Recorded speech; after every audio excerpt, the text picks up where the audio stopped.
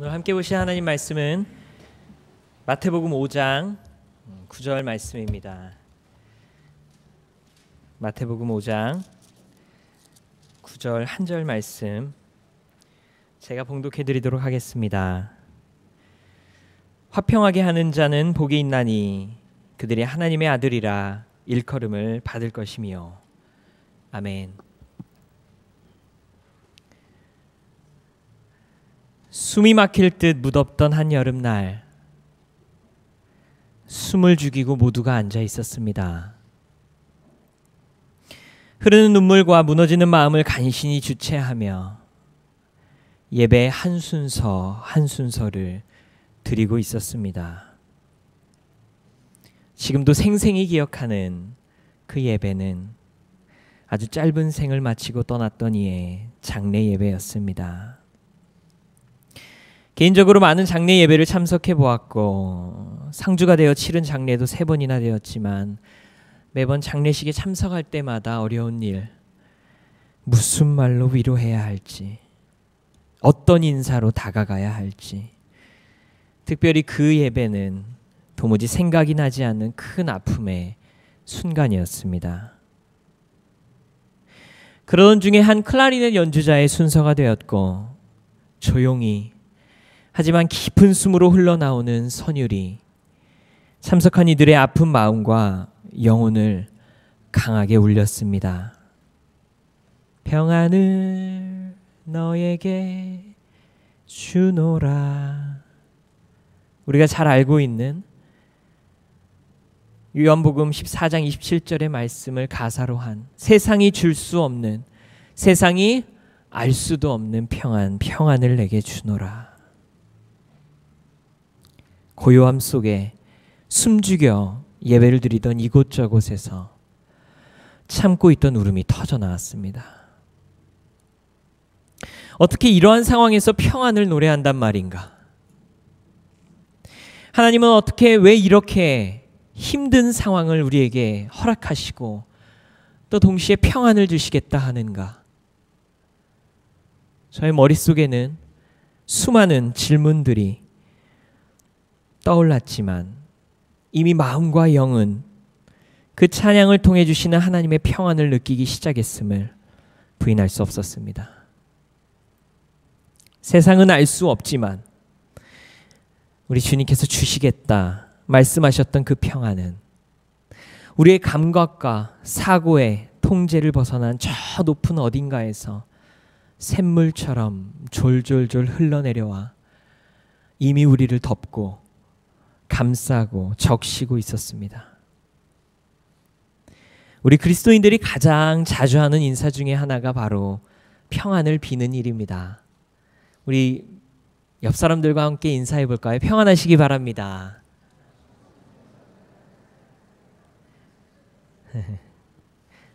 우리는 예배를 통해 서로의 평안을 묻고 또 비는 공동체입니다.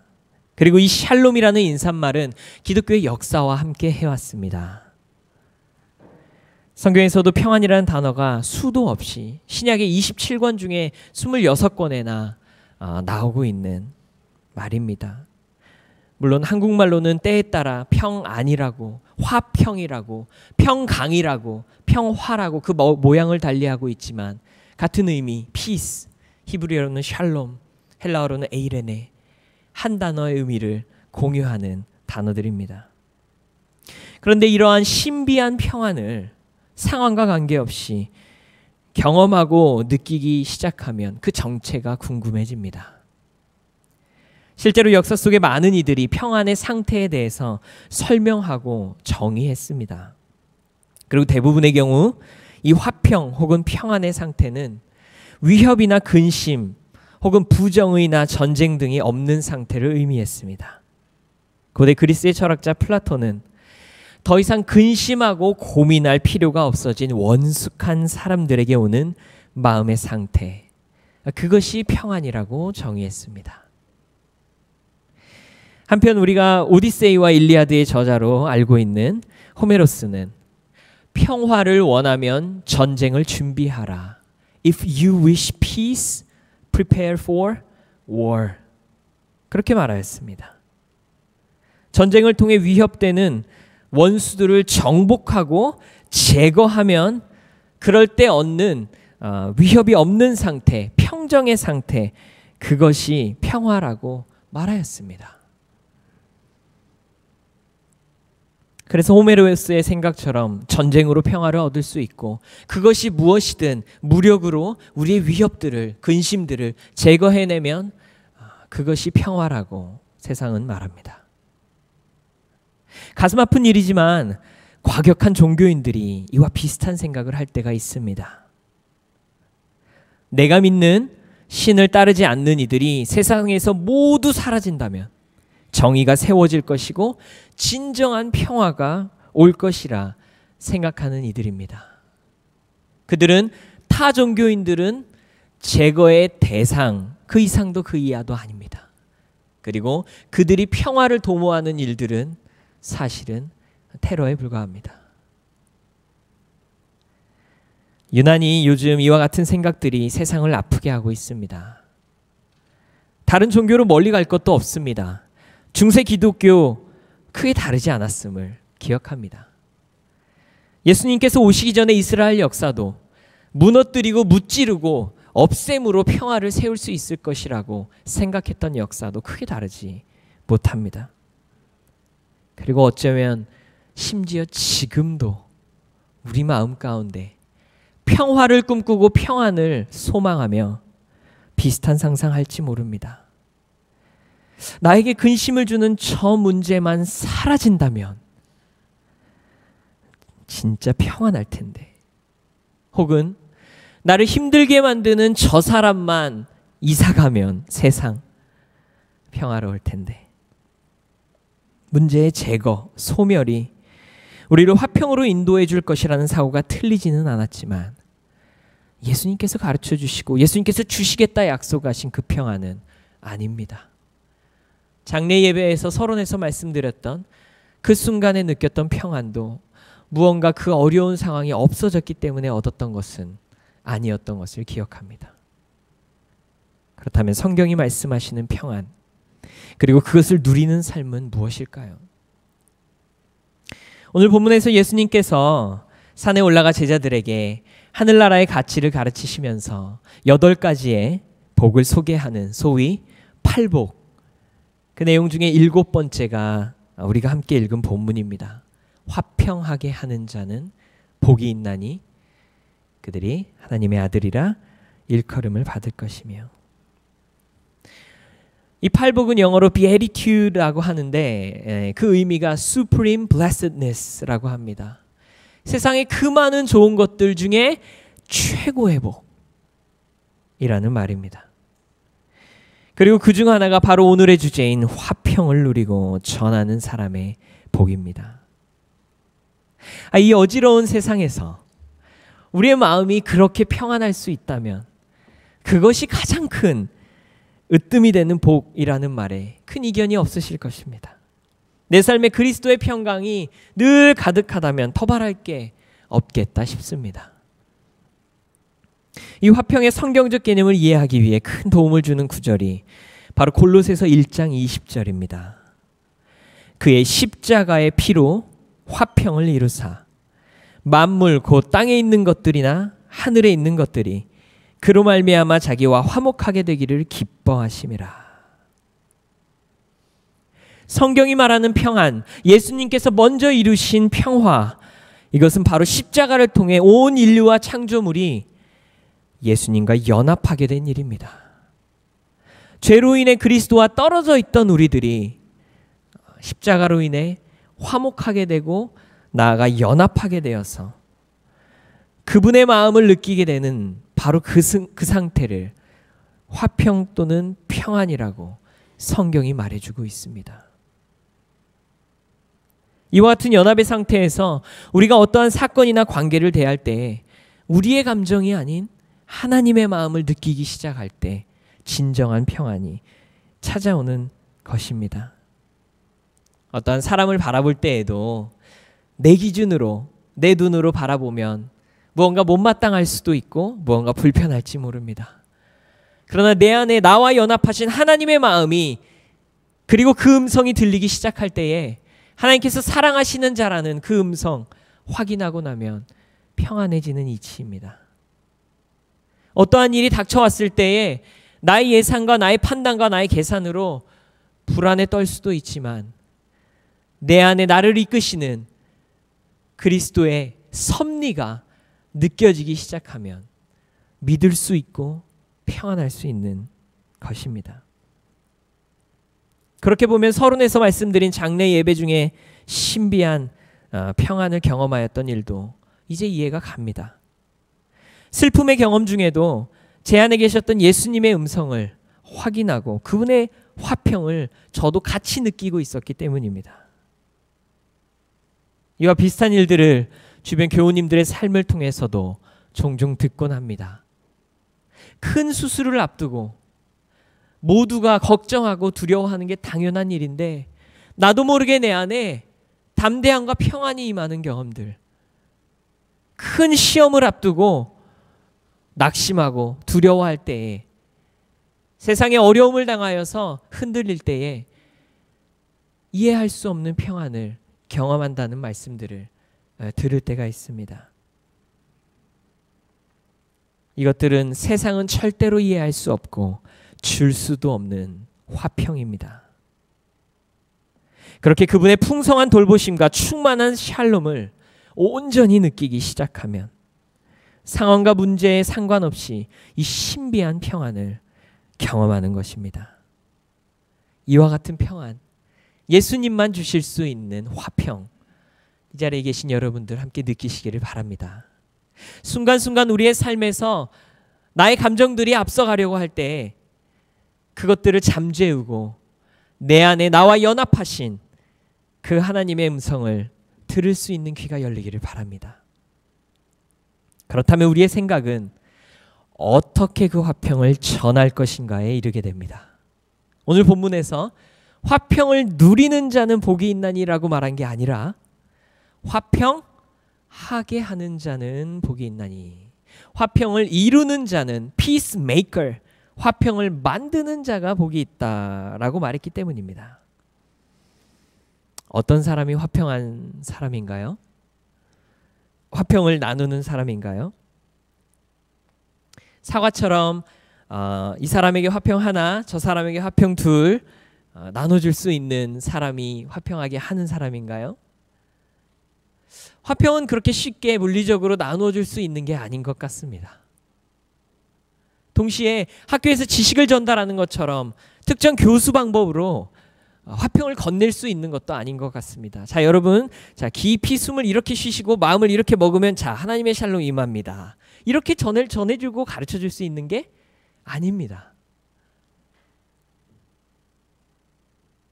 화평은 우리 안에 있는 하나님의 그 충만한 샬롬을 깊이 느끼고 그것들을 내 안에서 음미하면서 나도 모르게 나의 삶의 행동에서, 말에서, 생각에서, 판단에서 주변에 흘러나갈 때, 그럴 때 우리 안에 있는 화평의 영이 그들에게 전달이 되고 흘러가는 것입니다.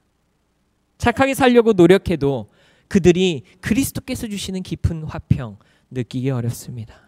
싸움을 말리고 싸움하지 않으려고 피하고 살아도 그 깊은 놀라운 충만한 은혜는 경험하기 어렵습니다. 전달하기 어렵습니다. 그러나 우리 안에 그 평안이 깊이 자리 잡고 있다면 그것이 향기처럼 주변으로 자연스럽게 전해질 것이고 시냇물처럼 졸졸 화평의 영이 흘러갈 것입니다. 이런 점에서 화평케 하는 삶을 위해 가장 중요한 일은 바로 평강의 왕이신 예수님의 사심을, 우리 안에 거하심을 진하게 느끼는 일입니다. 이게 때로 어렵습니다. 한국 사람의 특징인지 신앙인들의 특징인지 모르겠으나 우리는 때로 아주 좋은 것을 쉽게 받아들이지 못하는 경우가 있습니다. 가끔씩 황송해하고 불편해하고 충분히 누리지 못한다는 말입니다. 한 가지 예를 이야기로 들어드리겠습니다. 어느 날 인력거를 몰던 사람이 큰 짐을 머리에 이고 가던 할머니를 만났답니다.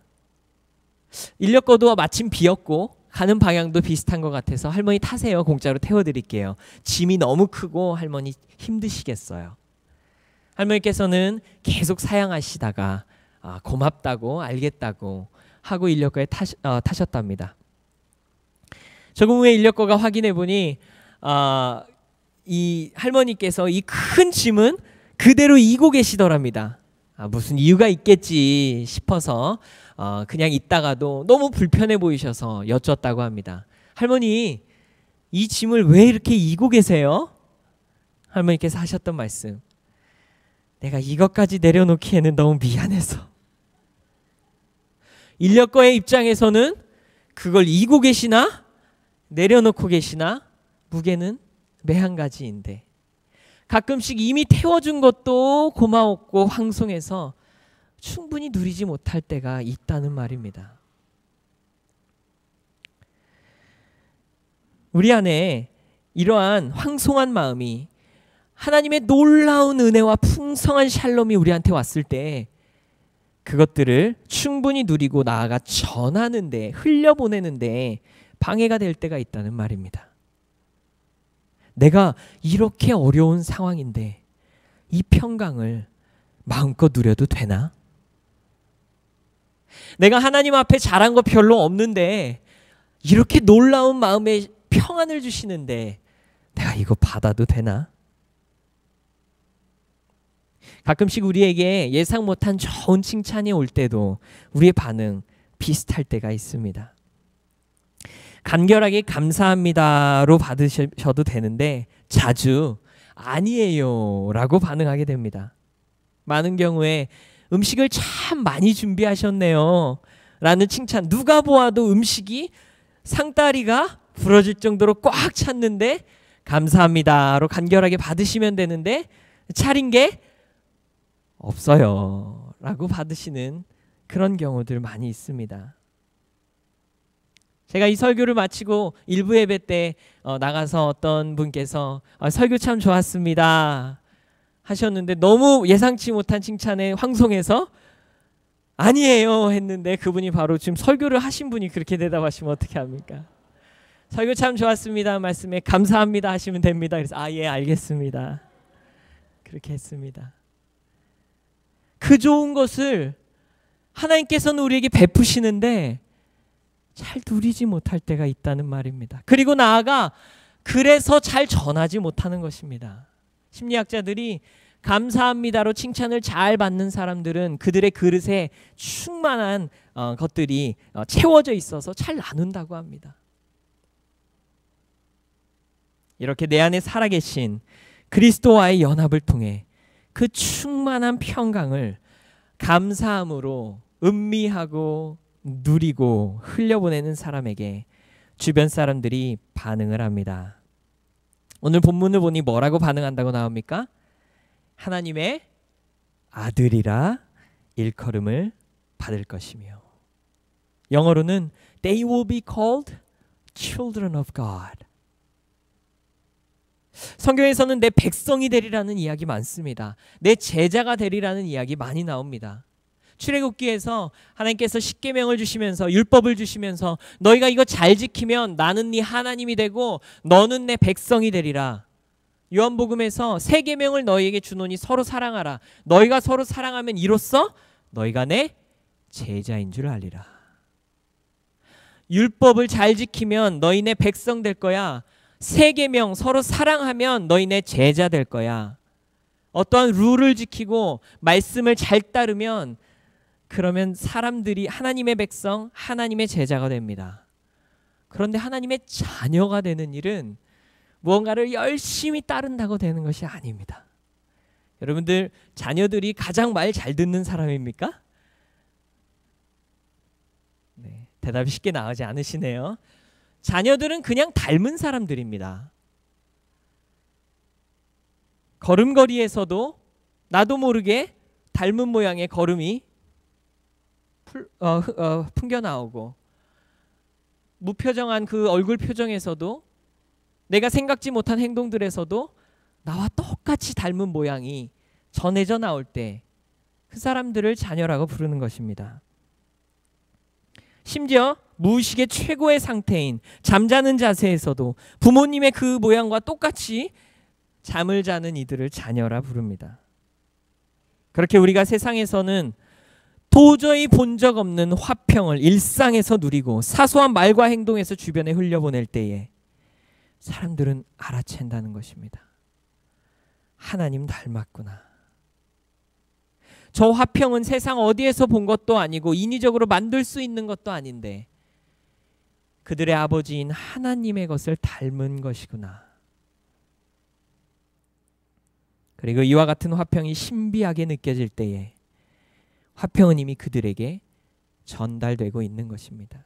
우리 지난주에 성령 강림절 보냈는데요. 성령 강림 사건에서 불같은 성령을 제자들이 받고 변화가 되어서 세상에 나아갔을 때 사람들이 이 사람들 세술에 취한 것 같다, 신기하다라고 말하는 순간 그 불같은 성령이 그들에게도 임해서 그들에게도 전해져서 그들이 회개하고 세례를 받는 역사가 일어난 것과 같은 이치입니다. 그 평안이 신기하다. 어떻게 그런 상황에 이 사람은 화평을 할까? 라는 마음이 드는 순간 그들에게 화평의 영이 전해지는 것입니다. 이런 점에서 성경이 말하는 화평은 doing이 아니고 being입니다. 열심히 노력하는 행동의 문제가 아니라 삶에서 그대로 묻어나오는 성품입니다. 하나님을 꼭 닮은 성품입니다. 이것을 예수님은 최고의 축복, supreme blessedness라고 가르치신 것입니다. 말씀을 마칩니다. 어렸을 적 사람들이 저를 붕어빵이라고 불렀습니다. 어린 마음에 거울을 보며 제가 붕어를 닮았나 심각하게 고민을 했습니다. 후에 알고 보니 제가 아버지와 붕어빵 틀에서 나온 두 빵들처럼 서로 똑같이 닮았다라는 의미였습니다. 그런데 정말 많이 닮았었나 봅니다. 어렸을 적 동네를 지나가다가 저는 분명히 처음 뵌 분인데 그 어른이 저를 보고 아는 척을 할 뿐만 아니라 가장 좋은 것 용돈을 줍니다. 어떻게 그런 일이 있습니까? 저만 보고도 제 모습만 보고도 아빠가 누구인지를 알기 때문에 꼭 닮았기 때문에 너 아빠를 꼭 닮았구나.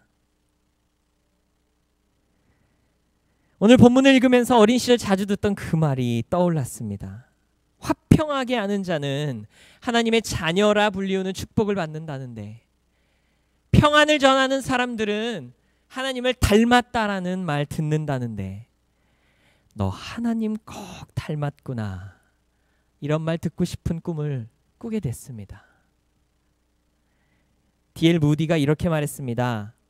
100명 중에 1명이 성경을 읽고 나머지 99명은 그리스도인을 읽는다. 세상 사람들은 성경을 읽지 않습니다. 대신에 우리를 읽습니다. 우리의 성품을 통해 하나님을 배워가게 되고 알게 됩니다. 특정 성취를 통해서가 아니라 우리의 성품을 통해서. 우리가 많은 노력들을 신앙의 열매들을 위해 합니다. 열심히 성경을 읽고 오랫동안 기도도 하고 말씀도 열심히 듣고 착하게 살려고도 노력을 합니다. 이러한 신앙적 노력들 매우 중요합니다.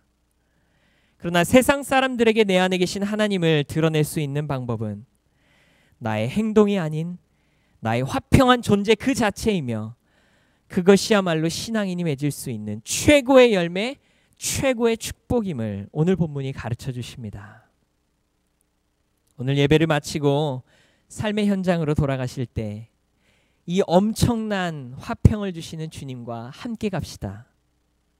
그분의 충만한 샘에서 흘러나오는 풍성한 평강을 황송해하지 마시고 온몸으로 누리고 음미하십시다. 그리하여 돌아가는 차 안에서 싸우지 마시고 식당에서, 가정에서, 자연에서, 그리고 월요일이 되면 직장에서 삶으로 성품으로 그분을 드러냅시다. 그럴 때 우리 안에서 어느샌가 그분을 꼭 닮은 모습들이 나오기 시작할 것입니다. 땅 끝까지 이르러 내 증인이 되리라는 말씀을 무의식 중에 전달하는 놀라운 사람들이 될 것입니다. 다 같이 기도하겠습니다. 우리의 평강이 되신 하나님, 지금도 우리는 하나님과의 관계에서, 사람들과의 사이에서, 그리고 주님 창조하신 자연과의 관계에서 평화를 어그러뜨리고 삽니다.